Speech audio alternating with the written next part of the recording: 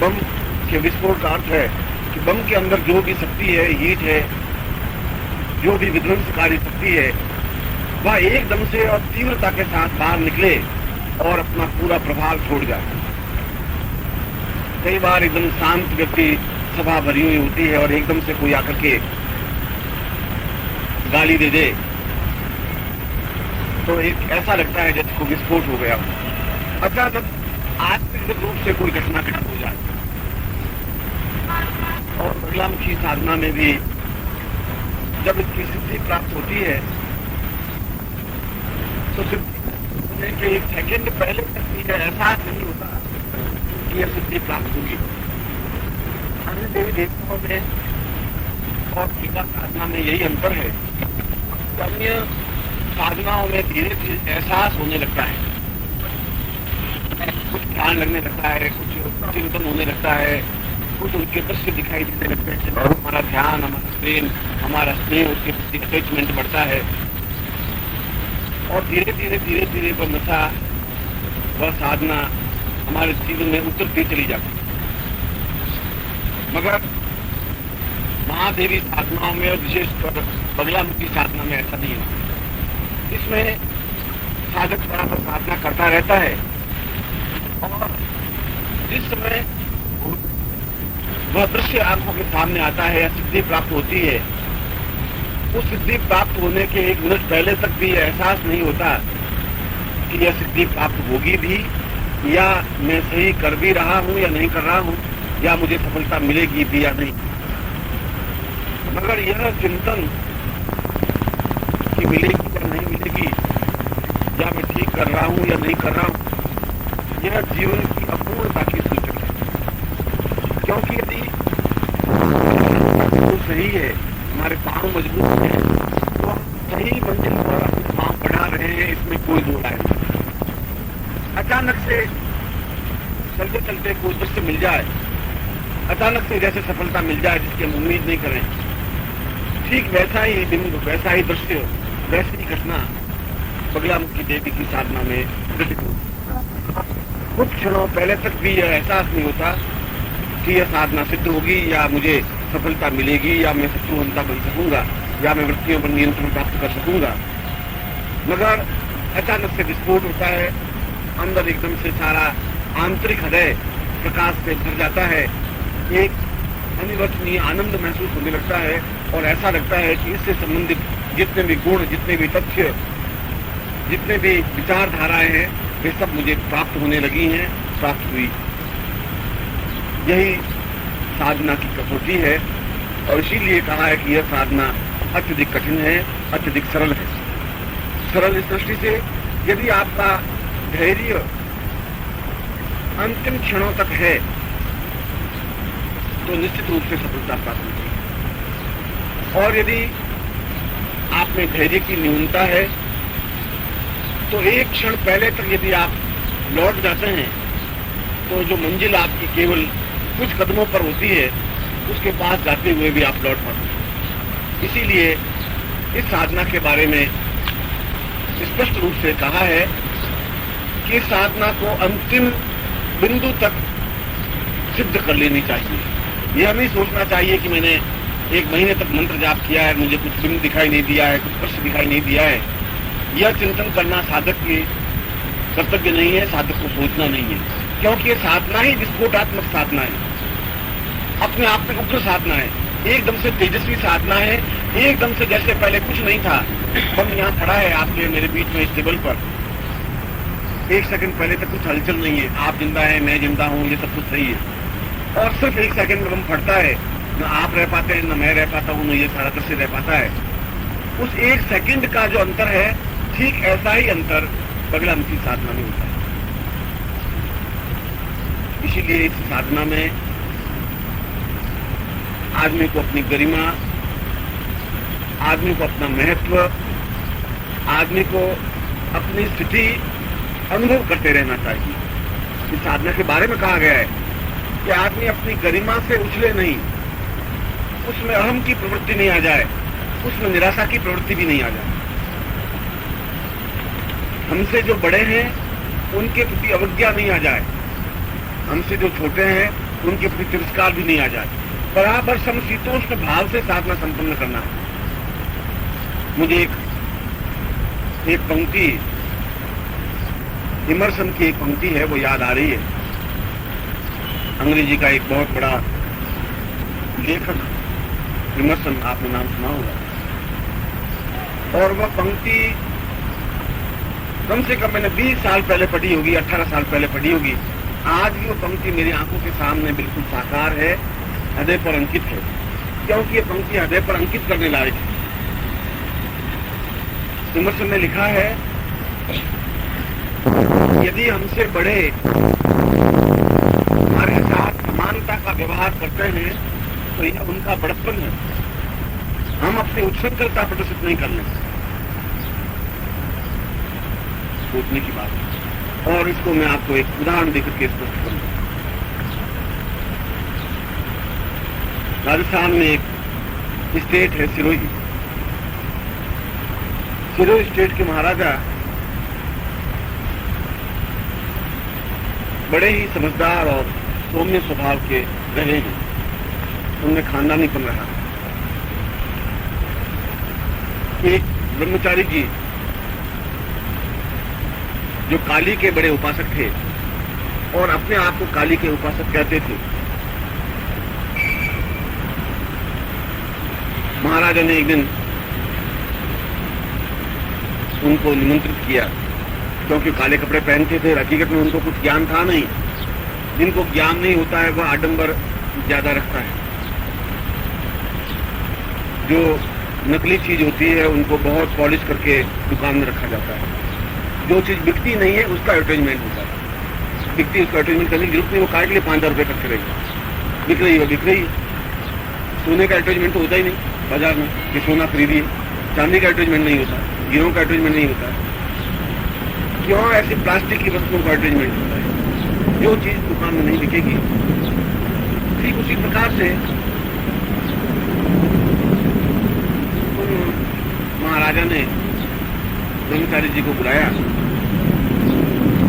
और शाम को शराब का पैक भी नहीं थे, ब्रह्मचारी जी के लिए भी रखे।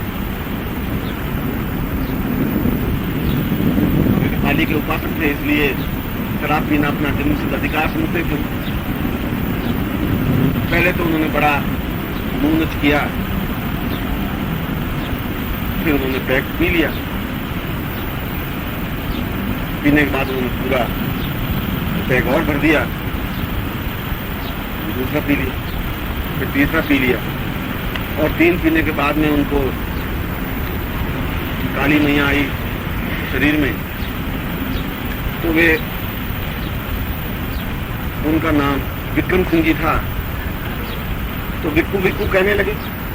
कि विक्कू, फिर ऐसा हुआ कि बचपन के दोस्त तो उस विक्रम सिंह को विक्कू कहें तो चल सकता है, मगर उनके स्टेटस में और उनके स्टेटस में तो बहुत अधिक अंतर था।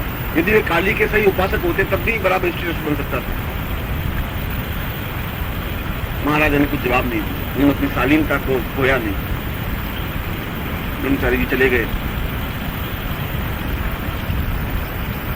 3 से 4 दिन में फिर बाहर से विक्को आवाज दी। महाराजा ने कहा, कौन? मालूम पड़ा ब्रह्मचारी जी खड़ाऊ पहने हुए आए। नौकरों ने भी आश्चर्य प्रकट किया, मगर फिर भी नौकरों ने बड़ी सभ्यता से उनको टाइम में बिठाया। तो नौकरों को कहा कि बोतल यहीं ले आ। नौकर बोतल ले आए।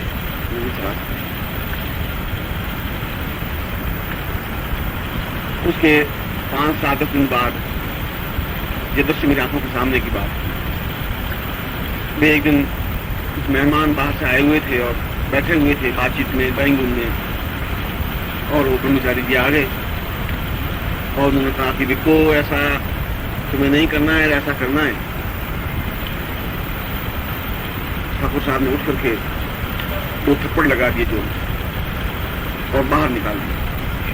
और उसी क्षण मुझे इमर्सन की घटना याद आ गई, वह शब्द कि यदि बड़े लोग आपके साथ समानता का व्यवहार करें तो ये उनका बड़प्पन है। आप अपने आप को उच्छृंखल नहीं बनाते। यदि कोई ऑफिसर किसी अपने छोटे ऑफिसर के साथ बैठ करके चाय पी ले, इसका अर्थ ये नहीं छोटा ऑफिसर उसको रेस्पेक्ट देना भूल जाए कि क्या है कल तो साथ में चाय पिए। वो आपके साथ चाय पी रहे हैं, ये उनका बड़प्पन है कि आपके साथ समानता का व्यवहार कर रहे हैं। ये आपका घटियापन हो जाएगा कि आप भूल जाएंगे कि मैं जूनियर ऑफिसर हूं, वे मेरे बॉस हैं, सबऑर्डिनेट हैं।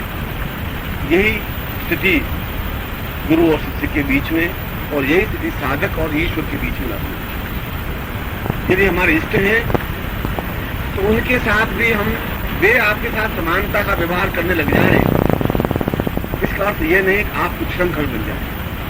हमें अपना स्टेटस, हमें अपना स्तर बराबर मानस में रखना चाहिए। मैं क्या हूं? मनुष्य बराबर समान है, इसमें कोई दो राय नहीं, मगर पिता पुत्र दोनों मनुष्य होते हुए भी समान नहीं है। एक दूसरे के बीच में मर्यादा का एक धागा सा बंधा होता है, और उस मर्यादा का उल्लंघन नहीं होना चाहिए।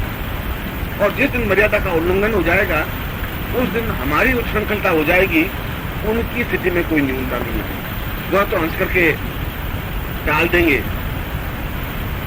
शायद अपमान भी करने की स्थिति आ जाए, क्योंकि उन्होंने उस विक्कू शब्द को पहली बार नहीं सुना, 5वीं बार सुना होगा तब हाथ उठा होगा।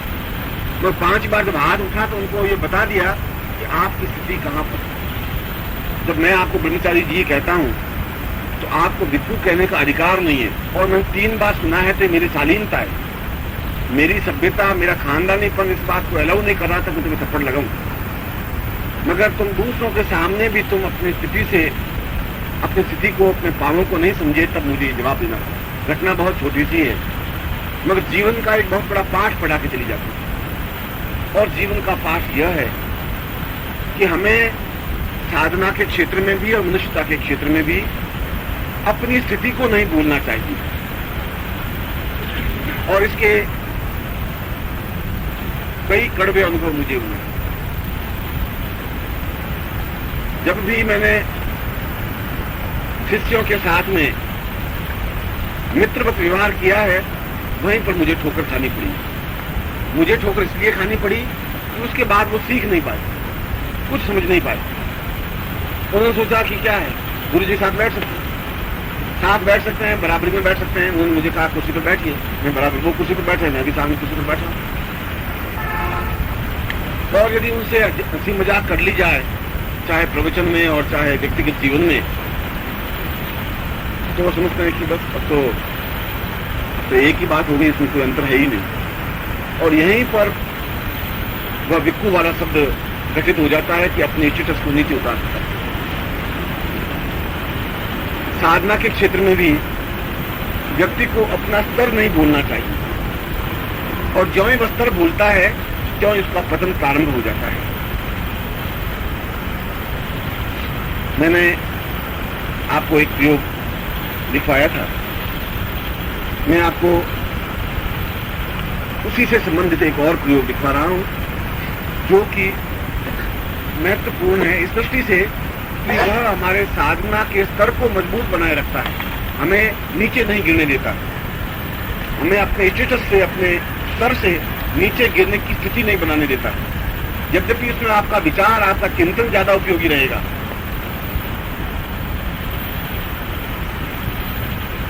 यह भी बगलामुखी से संबंधित प्रयोग है, और बगलामुखी प्रयोग के बारे में कहा जाता है कि यह शत्रुओं का नाश करने में सर्वोत्कृष्ट मंत्र है। इससे ऊंचा मंत्र संसार में कोई नहीं है। हजारों तूफानों को झेलने वाली शक्ति और क्षमता इसमें है। और आज के और उस युग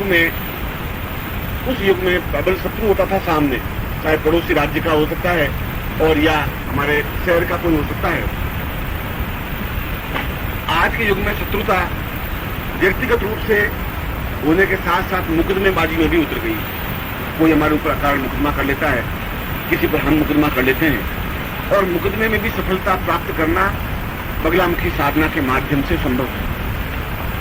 उससे संबंधित में एक प्रयोग आपको लिखवा रहा हूं, जिससे कि मुकदमे में पूर्ण सफलता प्राप्त हो सके। यह प्रयोग आपके लिए और सैकड़ों आपके सहयोगियों के लिए, मित्रों के लिए, संबंधियों के लिए उपयोगी हो सकता है।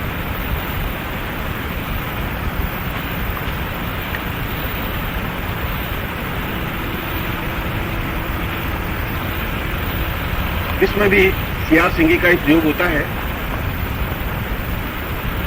तो रविवार को यह प्रयोग किया जाना चाहिए। आप इसका एक चमत्कार देखें। रविवार की प्रातः काल सूर्योदय से 1.5 घंटा, सूर्योदय अगर 6:30 बजे होता है तो 8 बजे तक, क्योंकि उस समय रवि का चौघड़िया या रवि का मुहूर्त चलेगा रविवार को प्रातः काल। तो 1.5 घंटे में अपने सामने ताम्र पात्र में